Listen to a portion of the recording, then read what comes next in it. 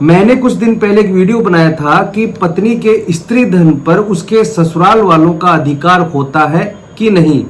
मैंने जो वीडियो है उसका लिंक डिस्क्रिप्शन बॉक्स में दे दिया है, आप जाकर देख सकते हैं। लेकिन आज हम बात कर रहे हैं कि जब पति पत्नी की शादी होती है और शादी होने के बाद कुछ सालों या कुछ दिनों के बाद पति पत्नी में किसी बात को लेकर डिस्प्यूट हो जाता है और दोनों को यह लगता है कि हम आपस में अब नहीं रह सकते हैं और दोनों आपस में सुलह करके समझौता करके अलग अलग हो जाते हैं, या पत्नी को एक मुश्त राशि दे दी जाती है, उसके बाद सहमति से तलाक हो जाता है। कई बार हम यह भी देखते हैं कि जब सहमति से अलग हो जाते हैं लेकिन उनके परिवार वालों में भी दुश्मनी बढ़ जाती है और आपस में प्रतिशोध की भावना पैदा हो जाती है। और यह भी देखने को मिलता है कि जब लड़का और लड़की आपसी सहमति से अलग अलग हो जाते हैं उसके बावजूद भी लड़की के माता पिता लड़की के ससुराल वालों के खिलाफ भी मुकदमा दर्ज करवा देते हैं। और इसी मामले को लेकर अभी सुप्रीम कोर्ट ने यह जजमेंट दिया है। सवाल यह है कि क्या लड़की के माँ बाप का लड़की के स्त्री धन पर अधिकार होता है कि नहीं होता है। साथ ही हम बात करेंगे कि लड़की के माँ बाप लड़की को दहेज में जो सामान दिया गया था उन ससुराल वालों के खिलाफ क्या मुकदमा दर्ज करवा सकते हैं। बहुत ही शानदार जजमेंट है। सुप्रीम कोर्ट ने इस मामले को लेकर क्या जजमेंट दिया है, इस वीडियो को आप लास्ट तक जरूर देखें। तो बने रहे वीडियो के अंत तक। मैं हेमंत सैनी एडवोकेट और आप देख रहे हैं हेमंत LLB। वीडियो अच्छा लगा हो तो प्लीज इसे लाइक करें। अगर आप चाहते हैं कि ऐसे इंटरेस्टिंग वीडियो मैं आपके लिए लाता रहूं तो प्लीज चैनल को सब्सक्राइब जरूर कर लें। यह जो मामला था यह तेलंगाना का मामला था। इसमें पति पत्नी की शादी होती है। शादी के कुछ दिन बाद ही दोनों में डिस्प्यूट हो जाता है और दोनों को यह लगता है कि हम आपस में नहीं रह सकते हैं।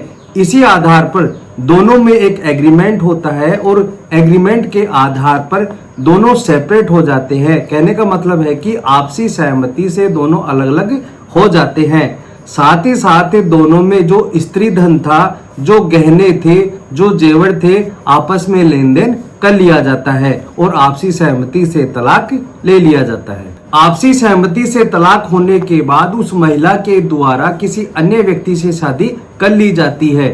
अब यह देखना है कि जब आपसी सहमति से तलाक होता है उसके 3 साल बाद लड़की के घर वालों के द्वारा लड़की के ससुराल वालों पर यह आरोप लगाया जाता है कि उन्होंने दहेज की मांग की, महिला का सारा स्त्री धन छीन लिया और उसका दुरुपयोग किया गया।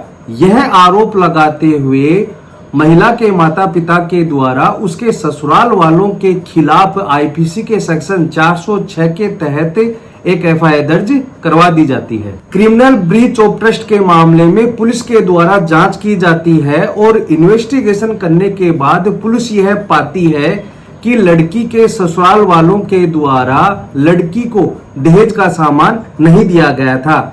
इस आधार पर संपूर्ण जांच करने के बाद पुलिस के द्वारा न्यायालय में चार्जशीट पेश कर दी जाती है और जब पुलिस के द्वारा चार्जशीट पेश की जाती है तो उस चार्जशीट को तेलंगाना हाई कोर्ट में CRPC के सेक्शन 482 के तहत चैलेंज किया जाता है और उसे क्वेश करने की प्रेयर की जाती है, यानी समाप्त करने की प्रेयर की जाती है। तेलंगाना हाई कोर्ट के द्वारा यह कहा जाता है कि इसमें ऐसे बहुत सारे बिंदु हैं जो ट्रायल में देखे जाएंगे। इसी आधार पर तेलंगाना हाई कोर्ट के द्वारा उस 482 CRPC की याचिका को खारिज कर दिया जाता है। अब तेलंगाना हाई कोर्ट के इस आदेश के खिलाफ सुप्रीम कोर्ट में जाया जाता है। अब हम देखते हैं कि सुप्रीम कोर्ट के द्वारा क्या टिप्पणी की जाती है और क्या जजमेंट दिया गया। दोस्तों वीडियो अच्छा लगा रहा हो तो प्लीज इसे लाइक और चैनल को सब्सक्राइब जरूर कर दें। जो मामला सुप्रीम कोर्ट पहुंचता है वह है मूला काला मलेश्वर राय वर्सेज स्टेट ऑफ तेलंगाना। पहला सवाल तो ये था कि लड़की का पिता लड़की के ससुराल वालों से उसका स्त्री धन मांग सकता है। दूसरा सवाल ये है कि जब लड़का और लड़की आपसी सहमति से आपसी लेन देन करके अलग हो जाते हैं, क्या ऐसी स्थिति में भी लड़की का पिता लड़की के ससुराल वालों से दहेज की मांग कर सकता है? सुप्रीम कोर्ट के द्वारा इस मामले को गौर से देखा जाता है और कई सुप्रीम कोर्ट्स के जो जजमेंट है उनका भी हवाला दिया जाता है।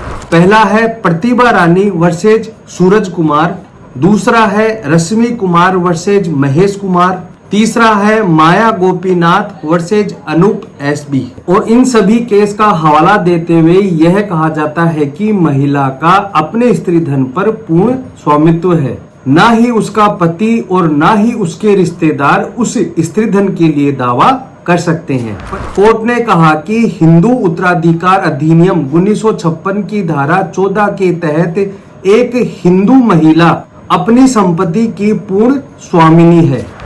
इसके साथ ही कोर्ट के द्वारा यह कहा जाता है कि आईपीसी के सेक्शन 406 में जो अपराध करने के लिए धारा लगाई जाती है वह बात इसमें नहीं पाई जाती है। कहने का मतलब है कि अगर हम कोई अपराध करते हैं, अपराध करने के बाद हम पर धारा लगाई जाती है, लेकिन ऐसी कोई भी बात कोर्ट के सामने नहीं आती है या नहीं पाई जाती है, इस आधार पर उन ससुराल वालों पर आईपीसी के सेक्शन 406 धारा भी लागू नहीं होती है। सुप्रीम कोर्ट के द्वारा एक बात और कही जाती है कि मैंने आपको शुरू में बताया कि जब पीहर और ससुराल वालों में दुश्मनी हो जाती है तो उनमें प्रतिशोध की भावना भी बढ़ जाती है। कोर्ट ने यह भी कहा कि कानून की प्रक्रिया उन व्यक्तियों के लिए है जो अपराधी व्यक्ति हैं, उनके लिए नहीं है जो प्रतिशोध की भावना से या बदला लेने के लिए मुकदमेबाजी की जाती है।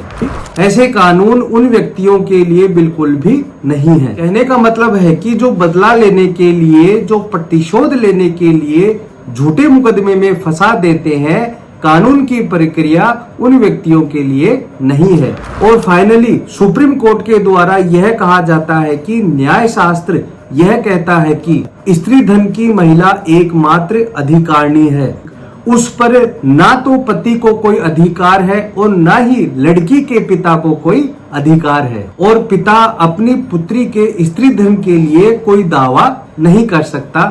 यह जजमेंट दिया गया। तो आपने जाना कि जिस प्रकार से पति का स्त्री धन पर कोई भी अधिकार नहीं होता है, उसी प्रकार से स्त्री के मायके वालों और उनके रिश्तेदारों का भी कोई भी अधिकार नहीं होता है। पिता वसूली का दावा भी नहीं कर सकता है लड़की के स्त्री धन को पाने के लिए। तो दोस्तों आज के लिए इतना ही। वीडियो अच्छा लगा हो तो प्लीज इसे लाइक करें। अगर आप चाहते हैं कि ऐसे ही वीडियो मैं आपके लिए लाता रहूं तो प्लीज चैनल को सब्सक्राइब जरूर करें और बेल आइकन को जरूर दबाएं ताकि उसका नोटिफिकेशन सबसे पहले आपके मोबाइल पर आता रहे। धन्यवाद।